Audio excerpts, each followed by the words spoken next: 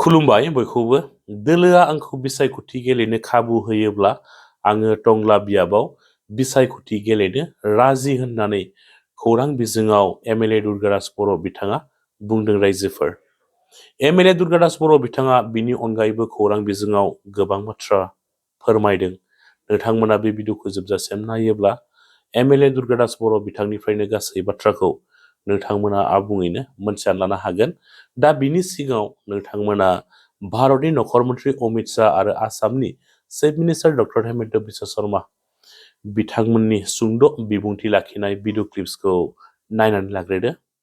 মই সকলো অচিনাকি লোকক আহ্বান জনাম যে যিমান পাৰে সোনকালে আপোনালোকে সত্ৰৰ পৰা আঁতৰি যাওক, আমাৰ ফৰেষ্টৰ পৰা আঁতৰি যাওক।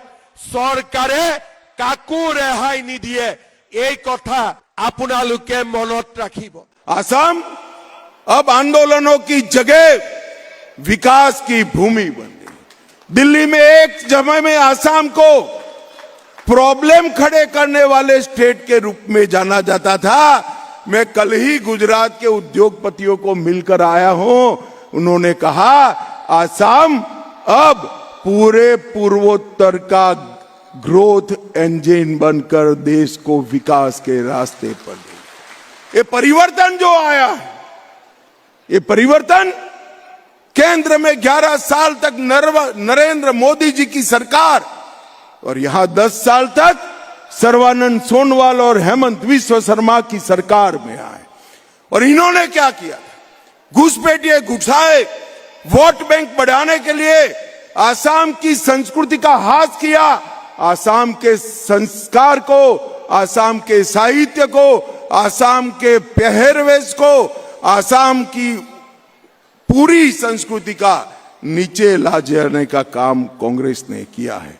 मित्रों, आज मैं आपको कहकर चाहता हूं, एक और 5 साल भाजपा की झोली में आसाम सरकार डाल दो, पूरे आसाम को हम घुसपैठियों से मुक्त कराएंगे, घुसपैठियों से मुक्त कराएंगे। I am not Chinese, I am Indian. ये एंजल चकमा ने बार बार बोला, फिर भी अपना जान को बचा नहीं सका। क्या आज के दिन में भी 2025 में नॉर्थ ईस्ट इंडियंस लोग को खुद को इंडियंस प्रूफ करते करते अपना जान गंवाना पड़ेगा? ये हमारा डिमांड है प्राइम मिनिस्टर नरेंद्र मोदी जी से। आप पूरा इंडिया को एड्रेस करो और ये मैसेज पहुंचाओ गांव गांव में कि नॉर्थ ईस्ट इंडियंस लोग चाइनीज नहीं है, इंडियंस है। ये मैसेज आपके जरिए पहुंचना पड़ेगा।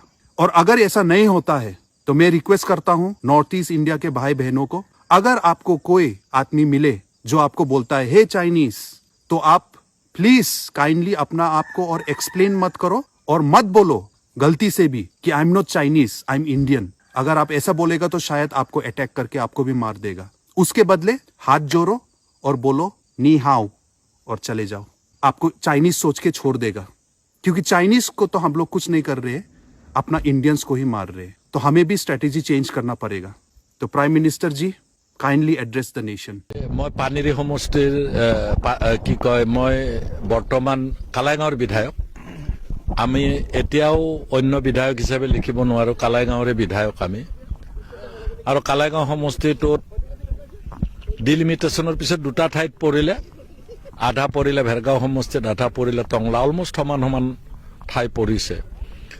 গতিকে যদিও মই উপসভাপতি দলৰ বৰ্তমান বিধায়িনী দলৰ দলপতি মই BPF-ৰ, কিন্তু তথাপি ভাবো যে দলে যিটো সিদ্ধান্ত লয় সেই সিদ্ধান্তৰ সৈতে মই যাব লাগিব।